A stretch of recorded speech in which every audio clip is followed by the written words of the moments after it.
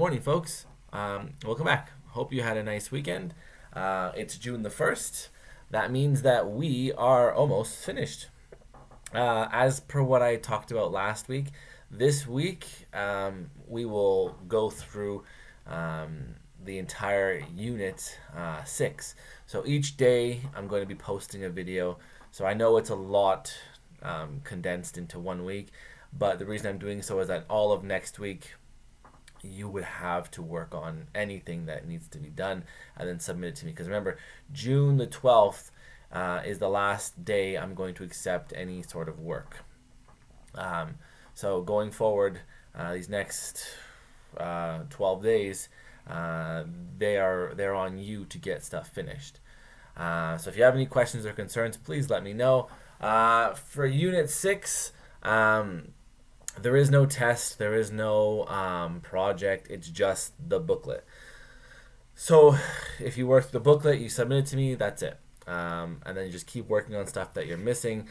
If you have any questions, please let me know. We can still work on things together if you'd like. Okay, so we are on the last unit, so this is Unit 6. We're going to talk about modern internationalism.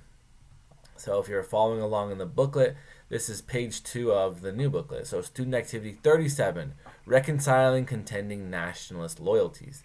And we're going to focus our attention on the question of how has Canadian nationalism changed?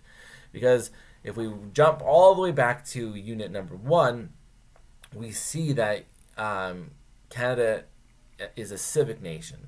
We are all made up of different other sort of loyalties and nationalism. So if there's ethnic, there's cultural, and then we have also non-nationalist loyalties as well.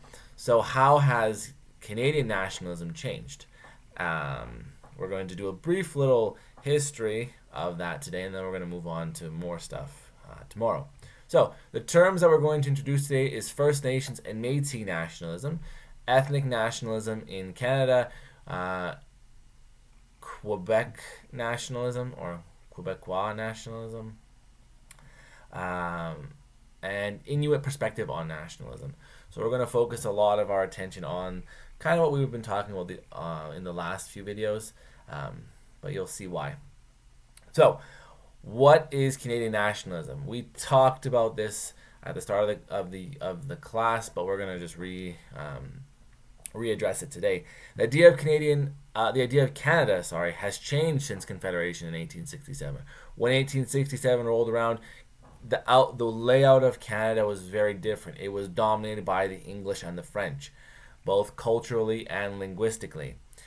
Now, fast forward to 2020, it is impossible to view Canada as a nation of just French and English speaking and of people of European descent.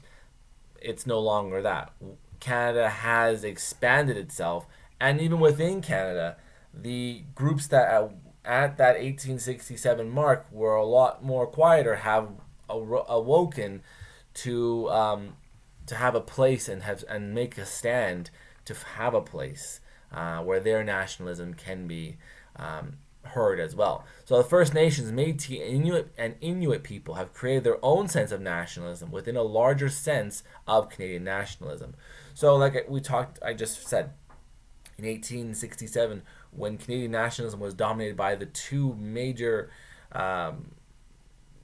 forces, the English and the French, the First Nations, Inuit, and Métis, they were pushed to the side. They were marginalized. So they had to create their own sense of nationalism. So it was slowly beginning to boil up and create itself with key leaders and positions and a stance on what they believed.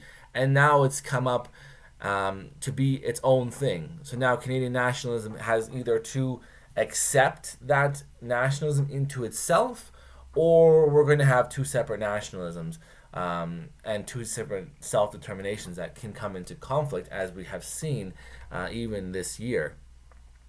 So immigration to Canada over the last 50 years has changed as well. The ethnic makeup of Canada is shifted because now we are seeing people come from all over the world, whereas before immigration was very focused on specific places, which we will get to in the next few slides.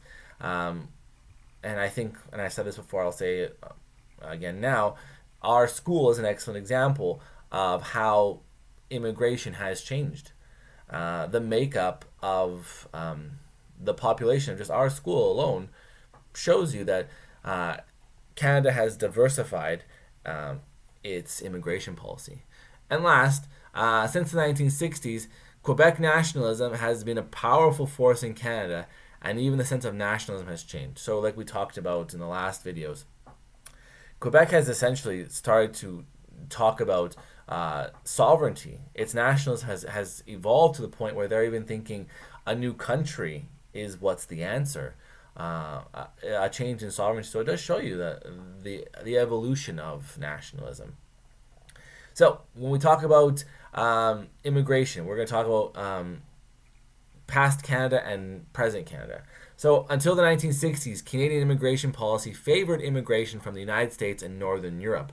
The experience of immigrants from China, the Caribbean, and Italy were often traumatic as they felt they were not regarded as Canadians even if they were born here. So when we're talking about old policies, it was very much focused on bringing in Europeans and people from the United States. The peoples who are non-white, I guess we could say, from the Caribbean, from Asia, and Southern Europe, or Eastern Europe as well. There was a lot of conflicting loyalties that maybe the Canadian government or Canadians felt. I remember we talked about when we talked about non-nationalist loyalties in the United States. Catholics were often felt to be more loyal to the Pope than to, say, the President of the United States. So there could also be that sort of feeling as well. We even have so much to say that certain people were banned from coming to Canada. So case in point, right here, we talk about labor. So when people were needed to build the Canadian Pacific Railroad, Chinese immigrants were encouraged. But in 1885, a tax of $50 a head was put on Chinese immigrants. So what that is saying essentially is, if you're Chinese and you wanted to immigrate to Canada, you have to pay $50. If you're coming here with a family of 5, you're going to pay $50 per person. So it was a way to discourage immigration from immigrants from China coming in. It rose to $500 in 1923, again as an attempt to dissuade people from coming to Canada, and then and it didn't. It rose to $500, but in 1923, all Chinese immigration was banned. Discrimination of Chinese immigrants, including denial of rights to vote and holding certain jobs. They suffered much discrimination in their communities. They decided to create their own neighborhoods, which they called Chinatowns. So Calgary has Chinatown. It's downtown. So you can see they sort of set up their own sort of communities as a way to protect themselves and to unite themselves under with people just like them. Black immigrants in the United States suffered similar discrimination. Advertising for Canadian immigration was removed from black communities in the United States, and strict medical exams were required by black immigrants to Canada. So we don't often think about Canada as being this openly racist towards other people and immigration, but, well, there we go. We are just as bad as those that have been labeled as such. So, yes, Canada did have a very troubled past when it comes to immigration. On slide 7, you can watch this 1-minute heritage video about Chinese immigration. It's worth a watch because, again, this is a part of our history. It is a dark part of our history, but we still should be aware of what's going on in our country, or went on in our country. Fast forward, so the Prime Minister, Wilfrid Laurier, even banned immigration of blacks for a year, stating that, quote, Negro race is deemed unsuitable to the climate and requirements of Canada. So Wilfrid Laurier is the man on the $5 bill. So a very important figure in Canadian history, also very openly racist in this period of time. Discrimination continued until 1962, when changes to the Immigration Act opened Canada's doors to people from all over the world. And in 1971, the federal government adopted a policy of multiculturalism within a bilingual frame, which once again altered Canada's identity. So if we're talking about Canadian nationalism throughout the years, you can see that now it has shifted because of immigration. We are a country that was created by immigration, and of course there were the First Nations people here. But as we saw in history, they were ignored and pushed to the outside because they didn't fit the model of this Canadian society.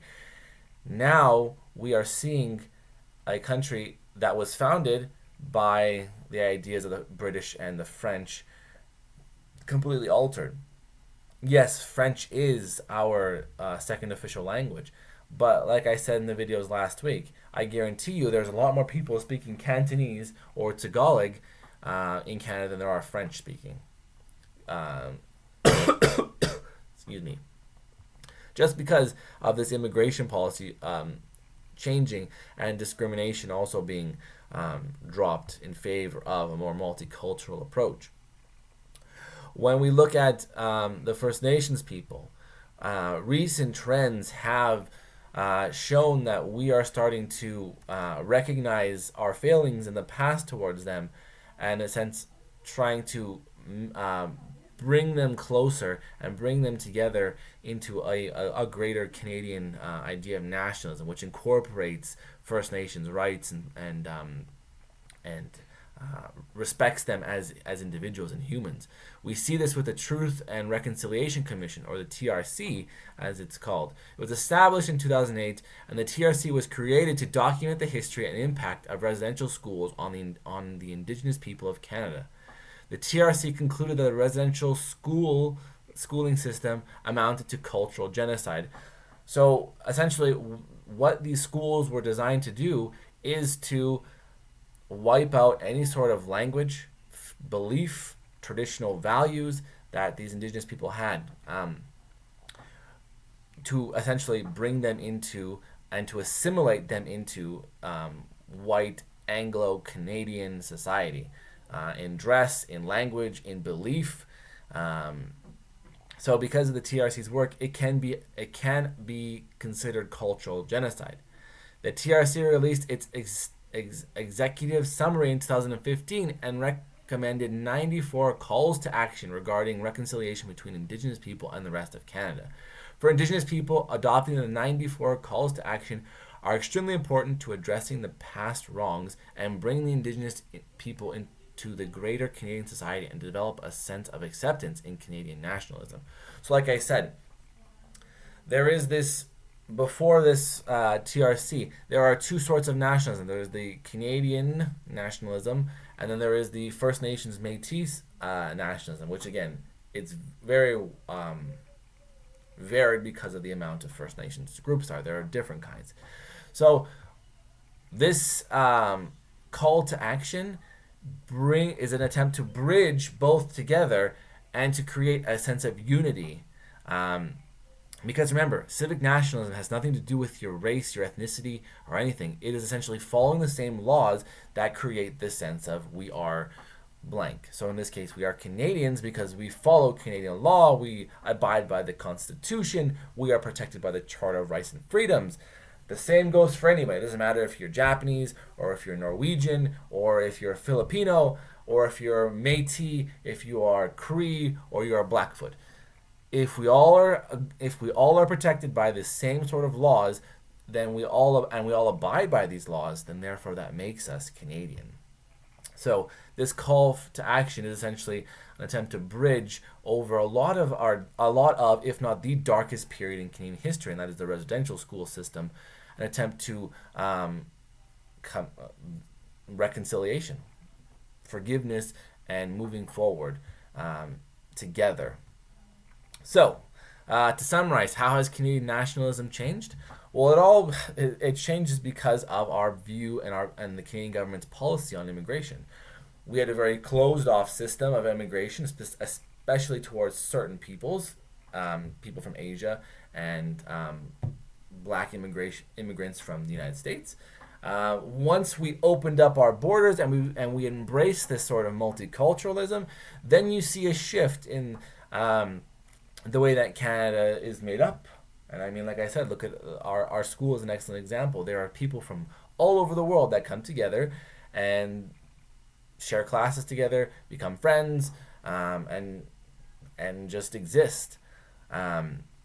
We also see within Canada, so not talking about immigration, but within Canada, people coming to realize that the people that were here before us, the First Nations Métis, or not Métis, the First Nations Inuit, and then later on the Métis, that there needs to be this reconciliation over the treatment that they had suffered since the first Europeans stepped foot on the New World, as what it was called.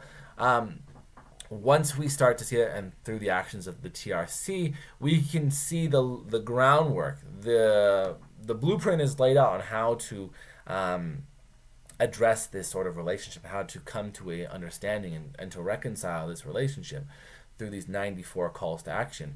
Once we do this, we can see that Canadian nationalism is going to take this next step in evolution, and it's going to embrace the Métis, First Nations, and Inuit perspectives on things like nationalism, on things like self-determination, on things like self-governance. Once we've done that, we can see the next step of Canadian nationalism. So when we talk about Canadian nationalism, think of it as something that is forever changing, because it has no one route that will prevent others from joining. The main stipulation is the abidance by the laws and constitution and charters of Canada.